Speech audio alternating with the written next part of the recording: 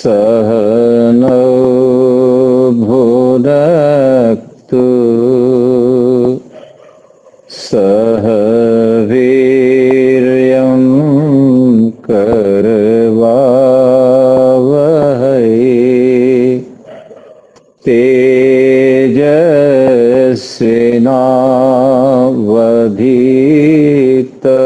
तेजस्विनावधीतमस्तु मा विद्विषावहै।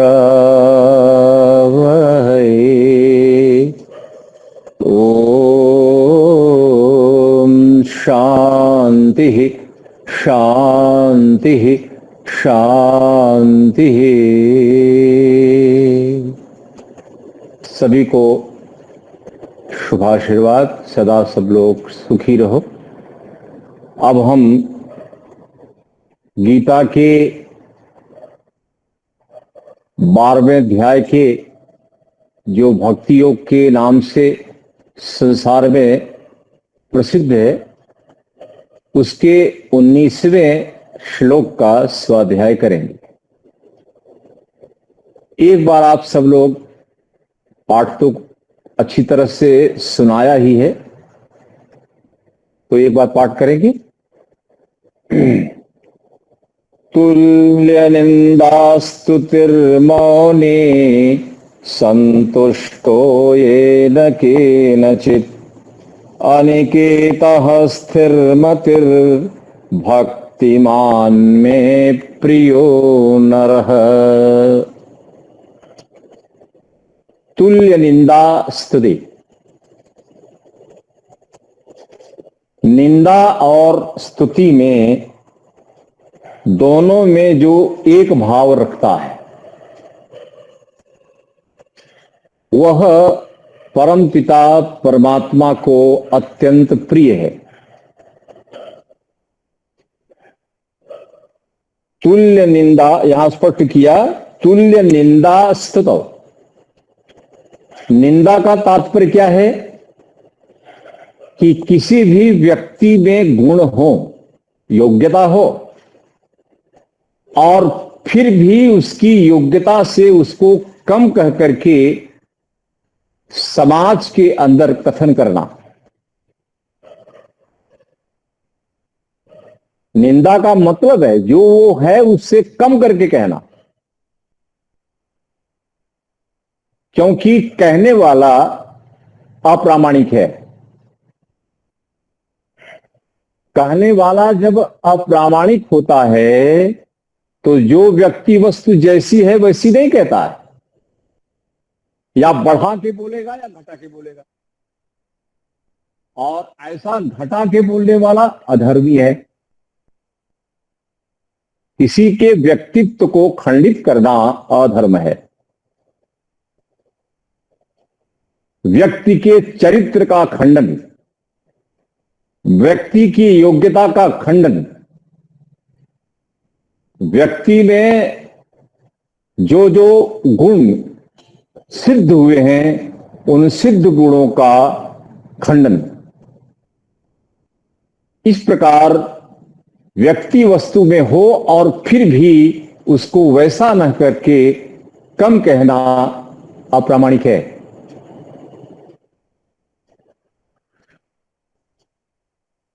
संसार में बहुत होता है। आप देखिए, कोई व्यक्ति जब किसी की निंदा करता है तो कौन से पदों का प्रयोग करता है? आप देखेंगे निंदात्मक पदों के प्रयोग में व्यक्ति के अंदर ऐसे पदों का आरोपण होता है जो वास्तव में उसके अंदर होते ही नहीं है।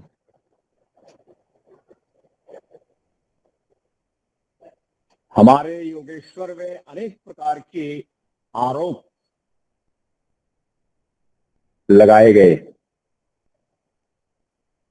श्रीमद् भागवत में योगेश्वर के विषय में अनेक प्रकार के निंदात्मक पदों के प्रयोग हुए। उनको जुगाड़ खेलने वाला कह दिया, जुआ खेलने वाला। निंदा है कि नहीं है? वो खेलते नहीं और फिर भी कहा जा रहा है जुआ खेलते हैं।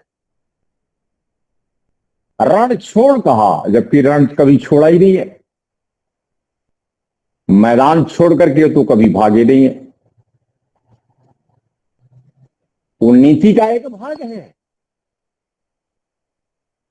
तो एक नीति के भाग के अंतर्गत वो छात्र धर्म राजा निभाता है।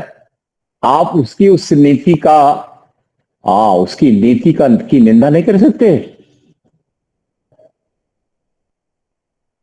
फिर क्या किया?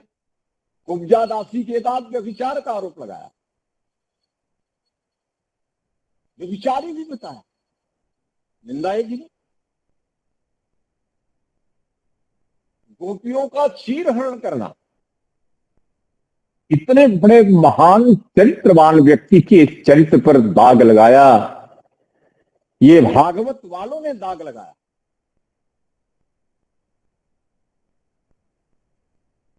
महर्षि ने आवाज कम आ रही है स्वामी जी। स्वामी जी आवाज कम ज्यादा हो रही है। तो अब मैं क्या करूं? हाँ अभी आवाज प्रॉपर है। आप ज्यादा हिलिए मत। अच्छा, क्षमा करें, क्षमा ठीक है। करें। हाँ ठीक है। नहीं अभी चली गई। ये आवाज आती जाती है। बारिश का मौसम है ऐसा लग रहा है। नेट में प्रॉब्लम है, बीच में आता जाता है। हाँ अभी बराबर है, अभी बराबर है। आप जो भी जगह पर है वहीं से बोले। हाँ, मैं जगह नहीं बदलता ना। जगह नहीं बदलता। नहीं, नेट की प्रॉब्लम है। नेट की प्रॉब्लम कई दिनों से चल रही है। बीच बीच में ऐसा होता रहेगा। थोड़ा थोड़ा बाधाएं आएंगी, कष्ट सहन करो। तो क्या बात समझ में आई कि श्रीमद् भागवत के रचयिता ने, जो रचना महर्षि व्यास की नहीं है, उस पुराण ग्रंथ के अंदर निंदा की गई किसकी? जिसने जन्म से मृत्यु तक एक भी गलत काम नहीं किया है।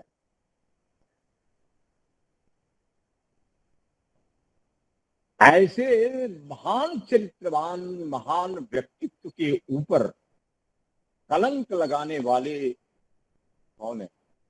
जो अपने को कृष्ण का महान भक्त मानते हैं। भक्त मानते हैं।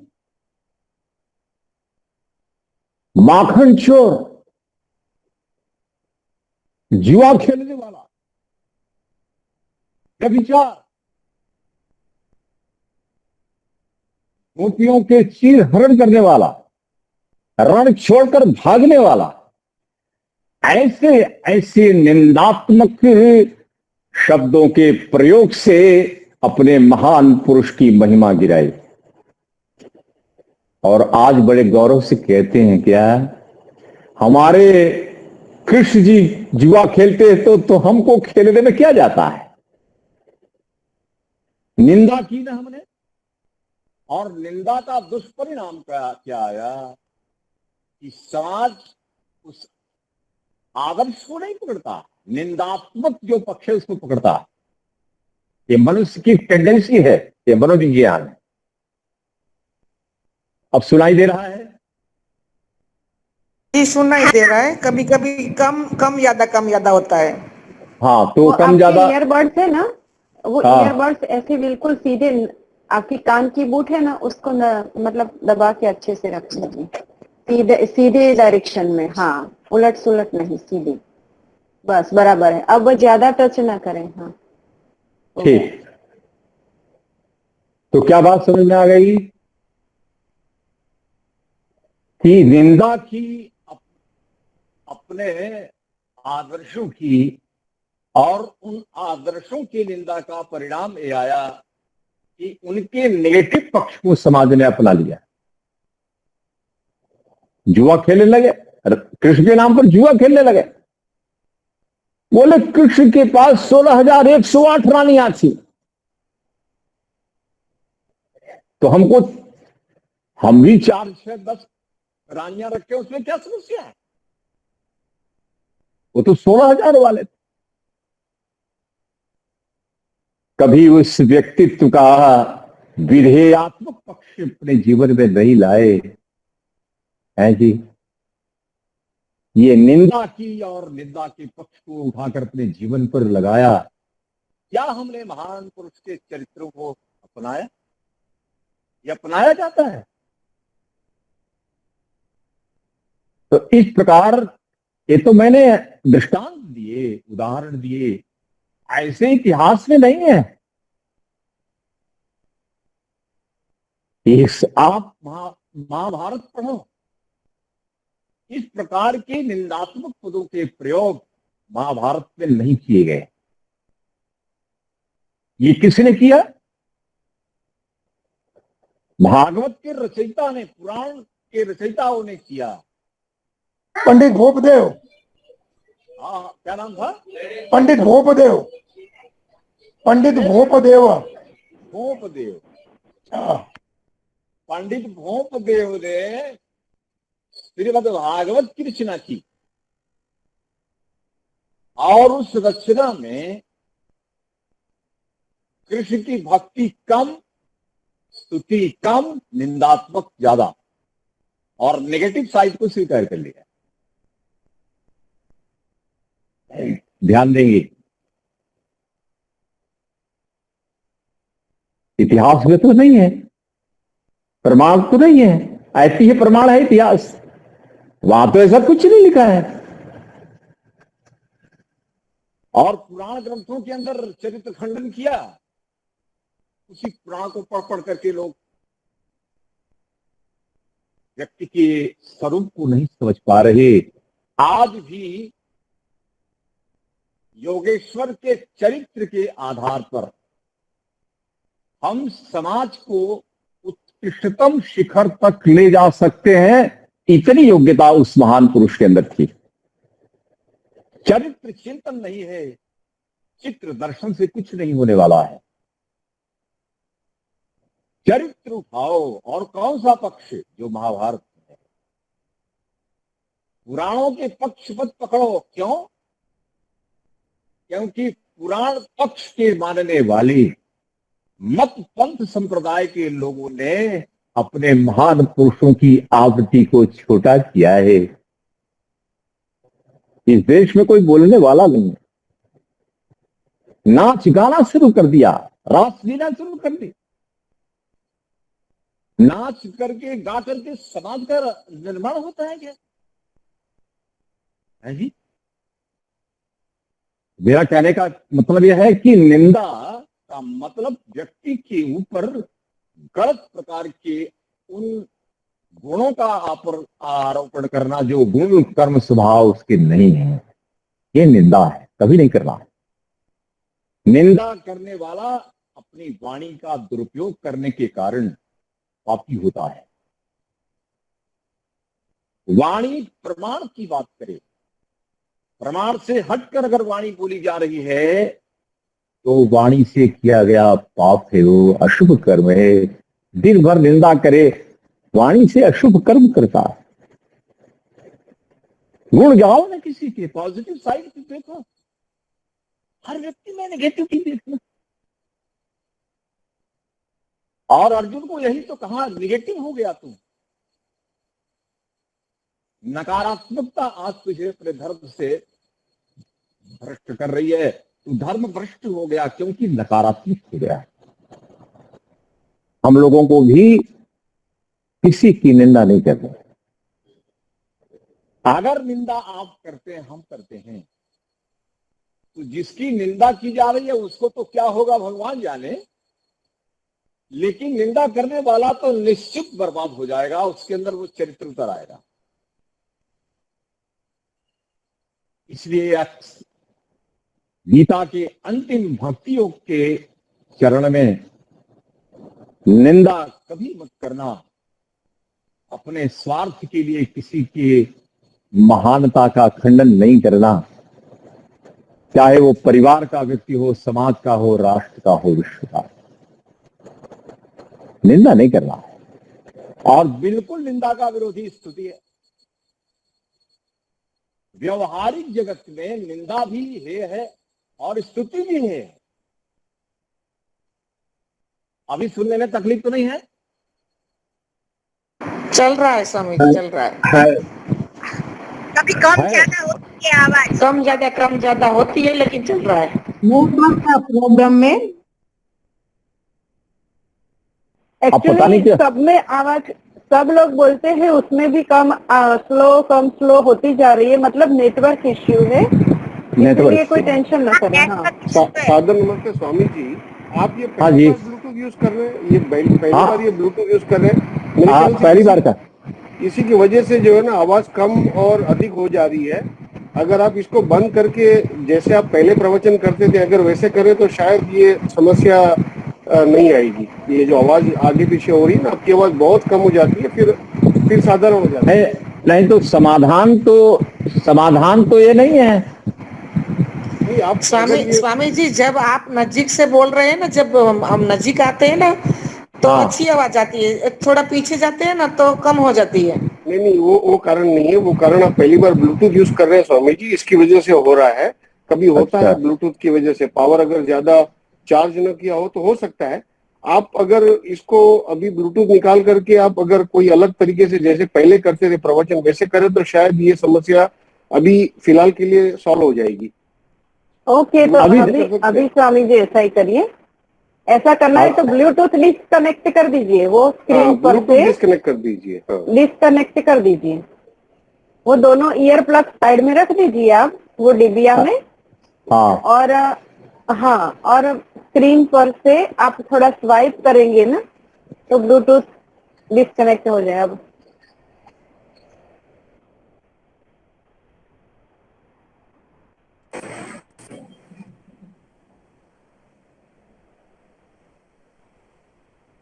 हेलो,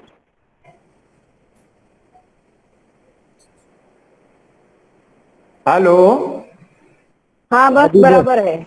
जी बरोबर है। वो अब ठीक है स्वामी जी, अब ठीक है। दोनों प्लग डिब्बी में रख दीजिए। शायद से चार्जिंग करना रह गया होगा, तो चार्जिंग कर दीजिएगा बाद में। पहले अभी आप प्रवचन चालू रखिए।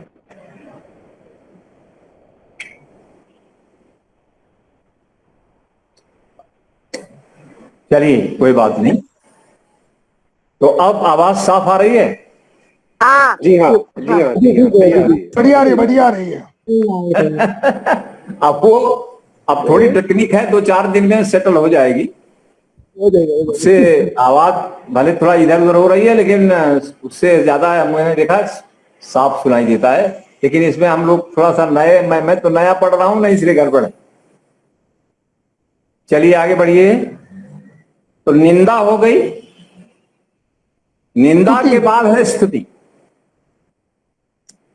स्तुति का मतलब होता है किसी भी वस्तु व्यक्ति का गुणगान करना,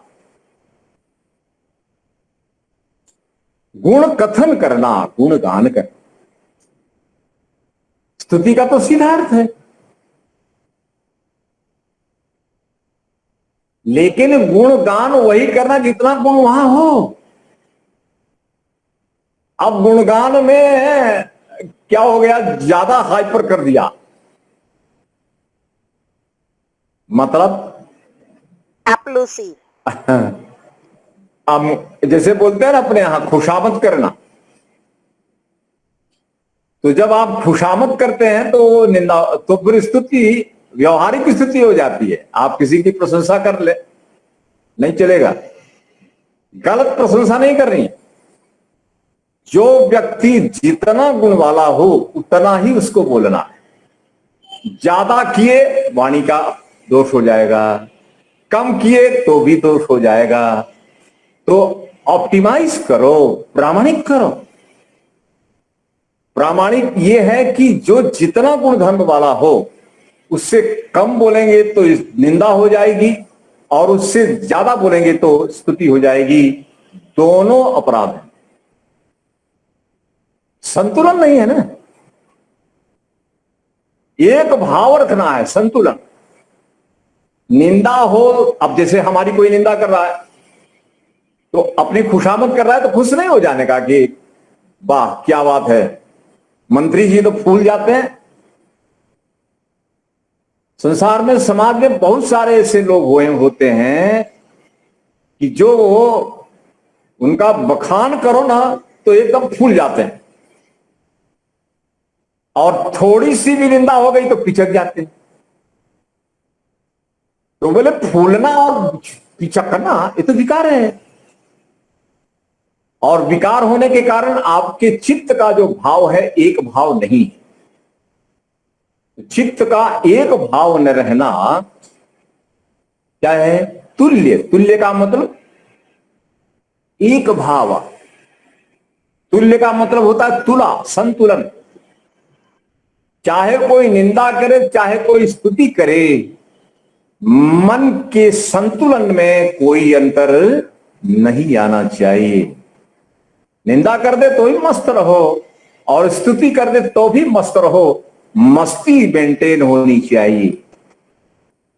मन के अंदर जो सात्विक तरंग रहित प्रवाह है, निंदा करने पर नीचे नहीं और स्तुति करने पर ऊंचे नहीं, प्रवाह का स्थिर बना रहना स्थिर व्यक्ति, स्थिर भक्त का लक्षण है, और ये भगवान को बड़ा प्रिय है। लेकिन व्यवहारिक जगत में संसारी व्यक्ति क्या करता है? निंदा में शत्रु बना लेगा निंदा करने वाले का, और स्तुति करने वाले को मित्र बना लेगा। इस प्रकार शत्रु और मित्र बना करके द्वंद में आएगा, और द्वंद से फिर क्या होगा बोलो? तपस्या भंग हो जाती है।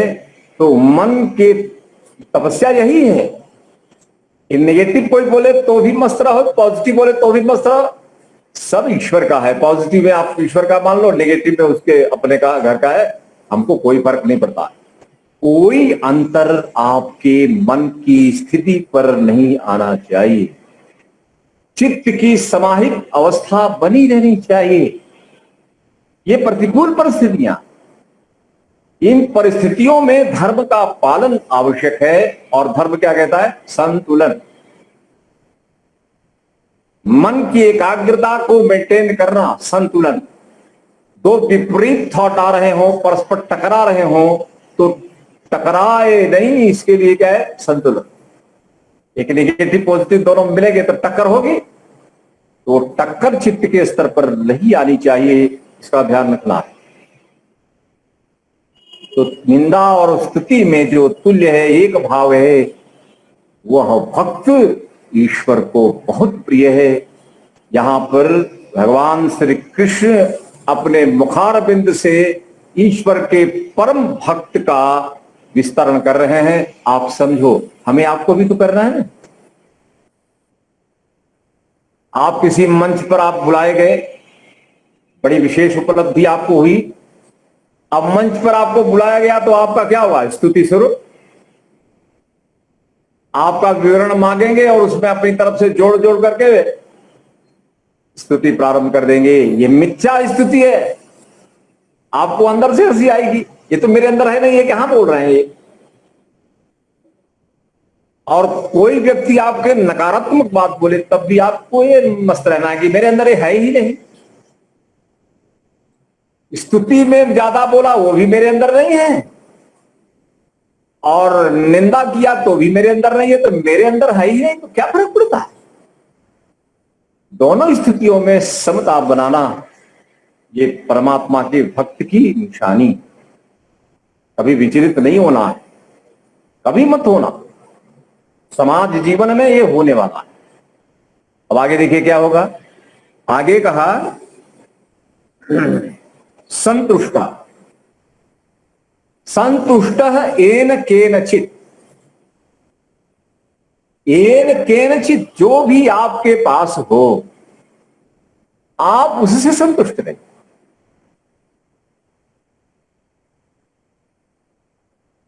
ये मानसिक संतुलन, ये पूरी की पूरी गीता जो है ना, how to maintain the actual balance of our mind, it's called yoga. How to maintain the balance means concentration, means एकाग्रता का प्रवाह।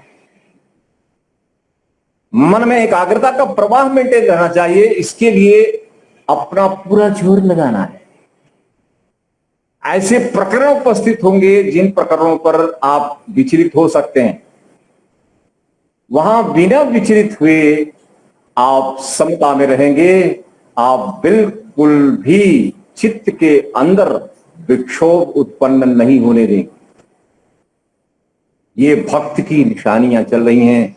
ऐसा भक्त जो है उसमें संतुष्टता, संतुष्ट है। ये न यहाँ स्पष्ट किया कि किस खाना अच्छा मिल गया, संतुष्ट। नहीं मिला, संतुष्ट। क्वालिटी अच्छी नहीं मिली, संतुष्ट। क्वालिटी पुअर मिली, संतुष्ट। भोजन के व्यंजन प्रकार में कमी हुई, संतुष्ट। रोटी हाथ में आ गई, संतुष्ट।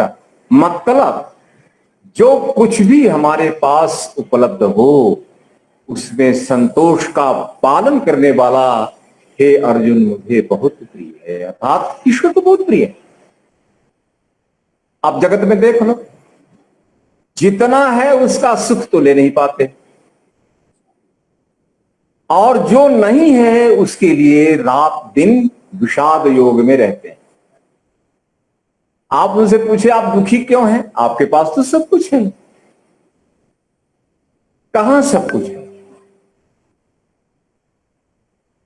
कहां? एक ही तो मकान है, एक ही तो गाड़ी है, नहीं जी?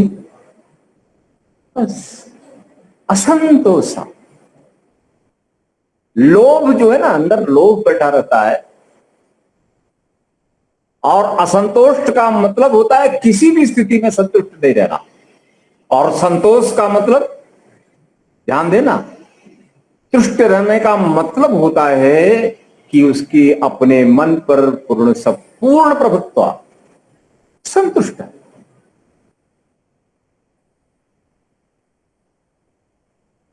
संसार में दो ही व्यक्ति संतुष्ट होते हैं, एक योगी, दूसरा ईश्वर, तीसरा नहीं है।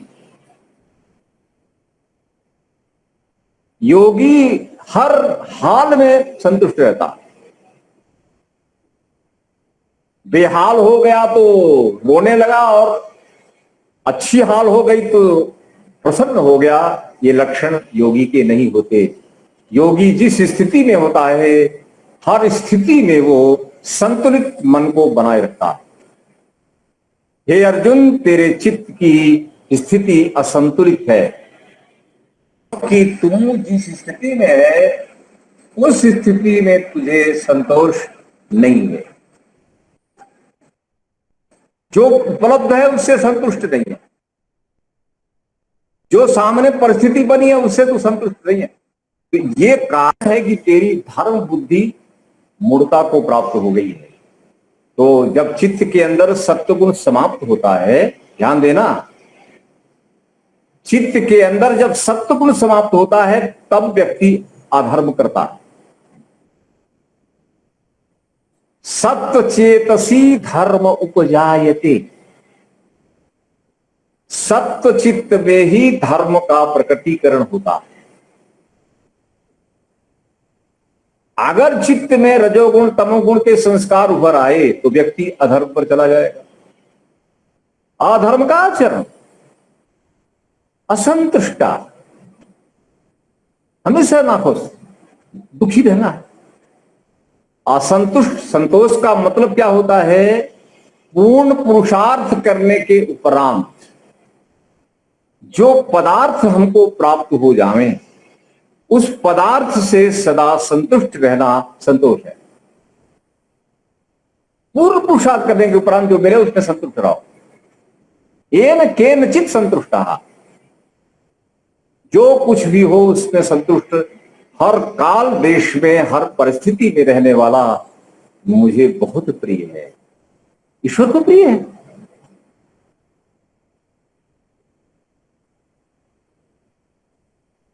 और यहां संसार में क्या है?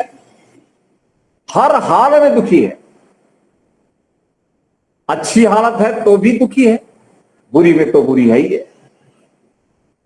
अच्छी हालत में भी संतुष्ट क्यों नहीं है? क्योंकि प्राप्त वस्तु का सुख ले नहीं पाता और अप्राप्त वस्तु के लिए रात दिन चिंता करता है, नींद भी आराम कर लेता है।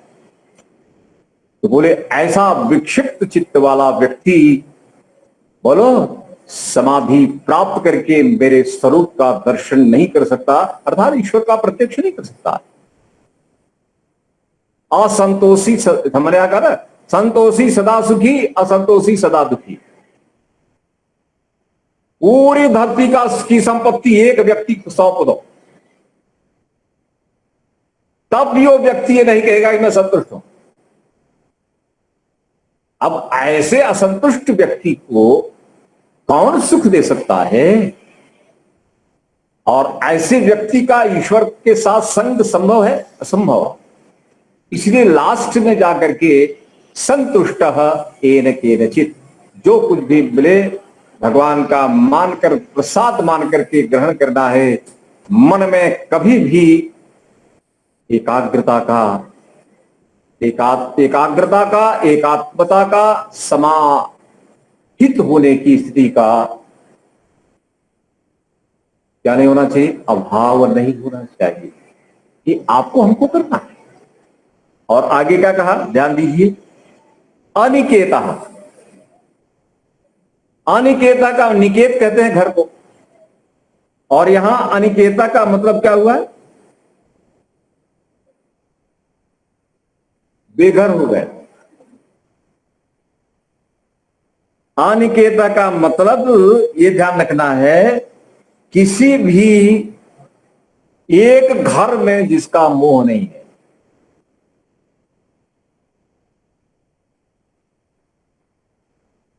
जिसका एक घर में मोह नहीं है और किसी वस्तु में मोह नहीं, ऐसा निर्मोही मुझे प्रिय। तो सन्यासी कौन होता है? गृह त्याग किया उसने। क्यों? किसी भी निवास में उसको राग नहीं है, मोह नहीं है।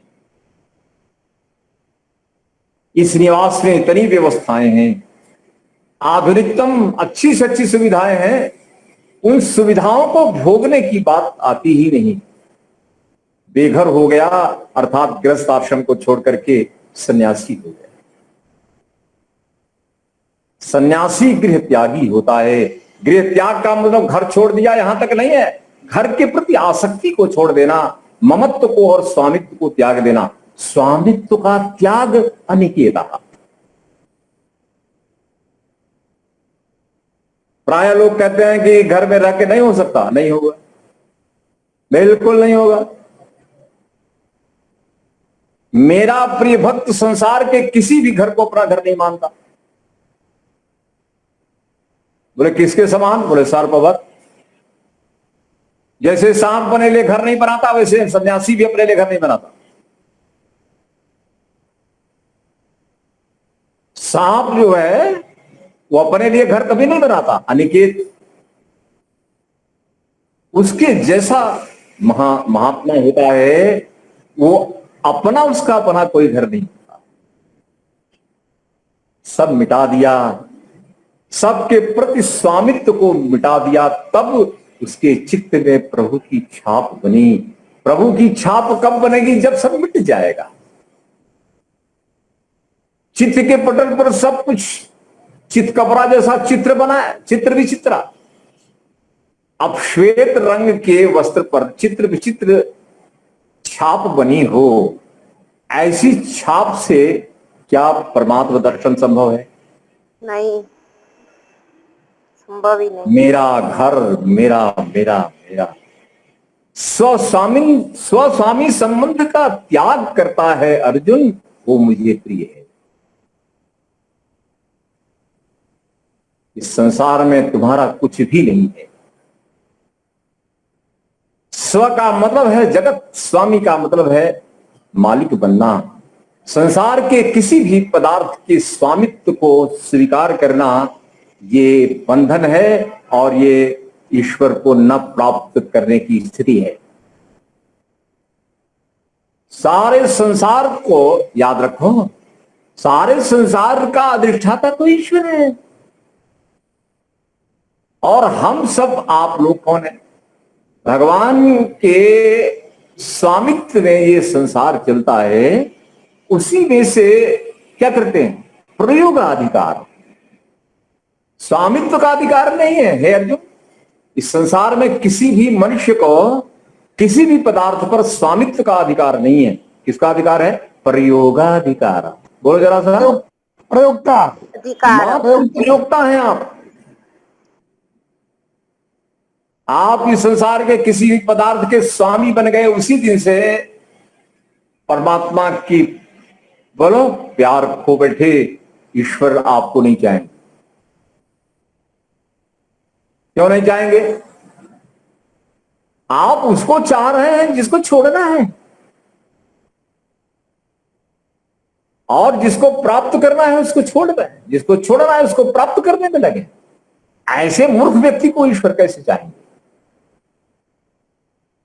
तेन त्यक्तेन भुंजिताः, स्वामित्व का त्याग करते हुए प्रयोग करो। आप संसार में बंधोगे नहीं।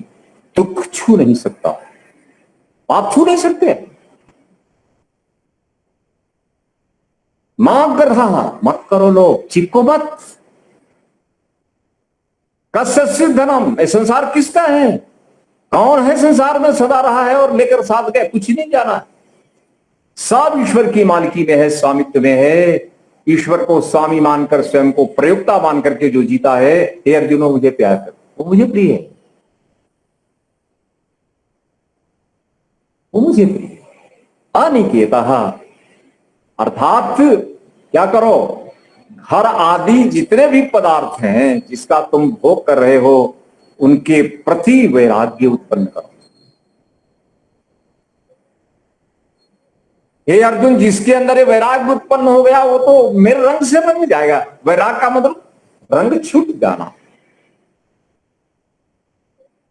ज्ञान से चित्त की गंदगी को हमने साफ किया। ज्ञान चित्त को साफ करने का साधन है, और चित्त को जब साफ कर दिया तो फिर क्या है? इसके बाद वैराग्य बढ़ा गया है, तो फिर कौन सा रंग लगेगा? बोलो। आत्मा और मन में ईश्वर का रंग चढ़ना है, निश्चित है। अब तुम गंदी चीज को अपने मन में रख करके अपने मन को गंदा करो। ऐसे गंदे चित्त वाला और आत्मा वाला व्यक्ति ईश्वर को प्रिय कैसे हो सकता है? नहीं होगा। तो अनिकेतः तो यहां उपलक्षण से है, बाकी संसार के समस्त भोग्य पदार्थों के प्रति अनासक्त भाव, त्याग भाव, वैराग्य भाव पैदा करने वाला मुझे बहुत प्रिय है। वैराग्य बड़ी संपदा है। इस संपदा को जिसने पा लिया वो मेरा प्रिय भक्त है। इस बात को समझने का प्रयास करना। और आगे अनिकेता बात समझ में आ गई। अपने घर को अपना मत मानना। आपका है नहीं वो। आपका ये शरीर भी निकेत है, ये भी निकेतन है, ये प्रभु का है। ये पिंड भी निकेतन है और ब्रह्मांड महानिकेतन है। दोनों पदार्थ जो हैं उनके बीच सामंजस्य है। मात्र जीवन के लिए संबंध ऋषि ने बनाया, को रिलेशन है। और जीवन जीने की चीजों को जो जड़ हैं उनको प्यार कर लिया, तो ईश्वर आपको कैसे चाहेंगे? भगवान तो तत्वज्ञानी को चाहते हैं, विवेकी को चाहते हैं, ज्ञानी को चाहते हैं। जी, अब अविद्या के कारण हम क्या कर कहते? बोलो। निकेत तो एक मैंने कहा लाक्षणिक है, मतलब उपलक्षण से सब आ गए। शरीर में भी अगर आप बॉडी कॉन्शियस में है तो ईश्वर को प्रिय नहीं हो सकते। बॉडी कॉन्शियस से ऊपर उठना है। मैं शरीर नहीं हूं, शरीर का कोई लक्षण मेरी आत्मा में नहीं है। शरीर लंबा है, चौड़ा है, गोरा है, काला है, लंबा है, चौड़ा, गोरा है, अनेक प्रकार के लक्षण है। वजन वाला है, हल्का है, फुल्का है। इस सारा का सारा गुण शरीर का है, आत्मा का नहीं, न तो ईश्वर का है। तो बॉडी कॉन्शियस से ऊपर उठना अनिकेत है। अनिकेत का मतलब यही होता है। विदेह प्रकृति लयानाम, वैदेही जो है वो अनिकेत। देह को प्रकृति का बना हुआ एक भवन मानना, प्रकृति से बना हुआ एक सदन मानना, ये प्रभु ने इसका निर्माण किया, ये प्रभु का है। इस प्रकार प्रभु में प्रेम उपस्थित करके सब कुछ प्रभु में समर्पित करने वाला ऐसा समर्पित भक्त, हे अर्जुन मुझे प्रिय है, अर्थात ईश्वर को प्रिय है। अनिकेत बनो, अपना घर मत मानना, इस संसार में आपका कुछ भी नहीं है। ये तत्व ज्ञान में जीने की जरूरत है, शांति मिले और शांति मिले। और आगे क्या कहा अनिकेता के बाद? स्थिर मति ही। अब स्थिर मति ही, मति का अर्थ यहां पर क्या है? बुद्धि है, और मति का अर्थ संकल्प भी है। मेरा वो भक्त मुझे प्रिय है जिसका संकल्प दृढ़ होता है। दृढ़ संकल्प वाला मुझे प्रिय है, सत्य संकल्प। तन क्या बोलते हैं मुझे बोलो? यद जागृतो दूरम उदयति दैवम तत् सुप्तस्य तथैवैति दूरंगमम ज्योतिषाम ज्योतिरेकम तन में मनः शिव संकल्प वस्तु। मेरा मन मंगल संकल्प, सत्य संकल्प वाला, व्रत वाला मैं बनाऊं। दृढ़ निर्धारण हो, हमको ये करना है तो करना है। ढीला ढाला भक्त हमको प्रिय नहीं है। ढीला हो गया है तो है ही। यहां पर उस पर क्या किया? स्थिर मति ही। जिसकी बुद्धि स्थिर है, जिसका ज्ञान स्थिर है, जिसका तत्व ज्ञान परिपक्व हो गया है, और जो दृढ़ संकल्प वाला है, जो निश्चित करता है उसको प्राप्त करके रहता है, ऐसा संकल्पबद्ध व्यक्ति मुझे प्रिय है। और बाकी भक्त देख लो, पांडवों का संकल्प हो या योगेश्वर जी का संकल्प हो, आप एक भी तो बताओ जो संकल्प उन्होंने पूर्ण में किया हो।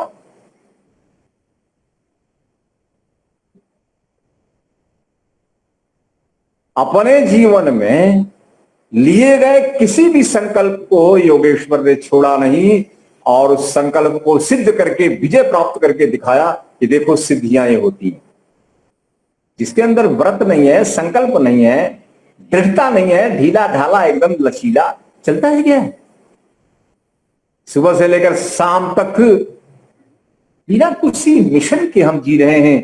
कोई मिशन नहीं है,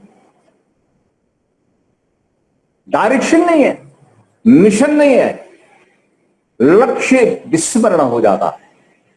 और लक्ष्य को प्राप्त करने का जो संकल्प मैं प्राप्त करूंगा, सत्य सिद्धि भवे, इसी जन्म में करूंगा। संकल्प कौन करता है? संकल्प जो करता है वह मेरा प्रिय भक्त है। संकल्पहीन व्यक्ति मुझे प्रिय नहीं है। तेरे जैसा ढीला ढाला न कांप रहा है, धनुष फेंक रहा है, मैदान छोड़ के भाग रहा है, ऐसे ढीले ढाले लोग मुझे प्रिय नहीं है। भारतवर्ष हमारा दृढ़मति वाला नहीं रहा। मनुष्य संकल्प को सिद्ध कर सकता है। संकल्प का मतलब एक गांठ बांध ली, मुझे करना है ये काम, और हम करके सफल होंगे। पूरा समय, पूरी शक्ति, पूरी बुद्धि, सब कुछ लगा देंगे अपने संकल्प को सिद्ध करने के लिए। आर्य का लक्षण है ये, भगवत भक्त का लक्षण है। यम नियम में प्रथम क्या है? संकल्प। संकल्प प्रतिज्ञा है, सार्वभौमिक प्रतिज्ञा है। बिना उनके व्रतों के आप ईश्वर की ओर एक कदम नहीं चल सकते। अहिंसा, सत्य, आस्तेय, ब्रह्मचर्य, अपरिग्रह, अपरिग्रह यमः। बोले हैं क्या? जाति, धर्म, देश, काल, समय, अनुरक्षिन्नाः सार्वभौमा महाव्रतम। ये महाव्रत है। और व्रत का मतलब संकल्प। आर्य व्रती होता है और दस्यु अव्रती होता है। यहां पर आर्य का लक्षण हमारे भगवान श्री कृष्ण बता रहे हैं, आर्य का लक्षण ये, तू तो अनार्य हो गया, अब तुझे आर्य बनाने की शिक्षा दी जा रही है। यहां हिंदू मुसलमान और क्रिश्चियन की बात नहीं है, गीता में तो सीधी बात है, अनार्यजुष्टम अस्वर्गम अकीर्तिकरम। अनार्य है तू, तेरे चित्त के अंदर मलिनता आ गई, तू आर्य मिट गया, ईश्वर का भक्त तू मिट गया। अपने अंदर आर्यत्व को प्राप्त करने के लिए संकल्पवान बनो, दृढ़ संकल्पवान बन करके निर्धार करो, मैं ये करूंगा, मैं सफल होऊंगा, इसमें कोई संशय के लिए स्थान नहीं। इस प्रकार हम लोग ईश्वर का प्रिय बनना चाहते हैं तो सार्वभौमिक व्रतों का पालन हर देश में, हर काल में, हर जाति, सबके साथ समान रूप से धर्म का पालन करें, व्रतों पर चलें, नहीं तो आप हम सब सफल नहीं होंगे। इन्हीं शब्दों के साथ आगे कहा गया भक्तिमान। भक्तिमान का मतलब है भक्ति से जो ओतप्रोत है, भगवान की भावना में जो ओतप्रोत है, भाव में निमग्न है, भगवान की उत्तम उत्तम प्रकार के गुण चिंतन में अपने को समाहित करके तल्लीन है, ऐसा ब्रह्मलीन ब्रह्म तल्लीन व्यक्ति है अर्जुन मुझे बहुत प्रिय है। भक्तिमान मुझे प्रिय है, भगवान की भक्ति में ओतप्रोत है और कुछ दिखता नहीं, मन में बस अपना लक्ष्य और लक्ष्य में रंगा हुआ अपना मन आत्मा अपने लक्ष्य में रंगी हुई है। इस प्रकार अपने संकल्प में रंगे रहो। ऐसा है अर्जुन, ऐसा भक्त मुझे प्रिय है। तो हम सबको भी इन प्रकार के विशेषणों को प्राप्त करके अपनी योग्यता को बढ़ाने का प्रयास करना चाहिए। समय समाप्त हो गया, 5 मिनट हमने ज्यादा ले लिया क्योंकि थोड़ा सा बीच में आज डिस्टर्बेंस था। ओम जहु शांतिरंतरिक्षं शांति, पृथ्वी शांतिरापः शांतिरोषधयः शांतिः, वनस्पतयः शांतिर्विश्वे देवाः शांतिर्ब्रह्म शांतिः, सर्वं शांतिः शांतिरेव शांतिः, सा मा शांतिरेधि। ओम शांति शांति शांति। सभी को नमस्ते। नमस्ते, नमस्ते जी।